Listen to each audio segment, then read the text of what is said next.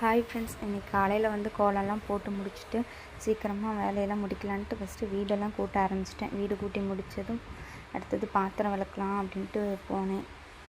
பாத்திரம் விளக்கிட்டு இருக்கும்போது பக்கத்தில் குழந்த வேறு பக்கத்துலேயே இருந்தாங்க. அவங்க ஒரு பக்கம் விழுந்துருவாங்களான்னு பார்த்துக்கிட்டே விளக்கிட்டேன். வேக வேகமாக கடகடன்னு விளக்கி முடிச்சிட்டேன். விளக்கி முடிச்சதுக்கப்புறம் தான் கொஞ்சம் வேலையே முடியும். காலையில் எப்போவுமே 6 to 9 வரைக்கும் இப்படி தான் கொஞ்சம் வேலை ஹரிபரியாக நடந்துக்கிட்டே இருக்கும்.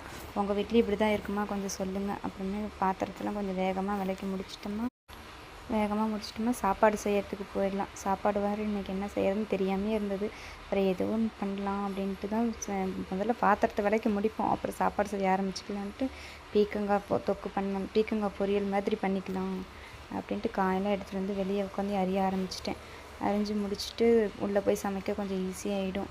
அதனால் ஃபஸ்ட்டு காயெல்லாம் நான் வந்து எப்படி பீக்கங்காய் பொரியல் செய்வேன்னா, எண்ணெய் ஊற்றி கடுகு உளுந்து கடலைப்பருப்புலாம் போட்டு வெங்காயம் போட்டு வணங்கின வாட்டி கருவேப்பிலை தக்காளியெல்லாம் போட்டு தக்காளி வணங்குறதுக்காக கொஞ்சம் உப்பு போட்டுக்கலாம். உப்பு போட்ட வாட்டி பீக்கங்காய் போட்டு பீக்கங்காய் சுருளில் வணக்கிட்டு அதுக்கப்புறம் தூள்லாம் போட்டுக்கலாம். மஞ்சத்தூள், மிளகாத்தூள், சாம்பார் தூள், கறி மசாலா தூள் நான் எப்போ போடுவேன் அதுதான் போடுவேன். அதுக்கப்புறம் கொஞ்சம் தண்ணி ஊற்றி வேக வச்சுக்கிட்டு சாப்பாடு பக்கத்தில் வச்சுருந்தேன். சாப்பாடு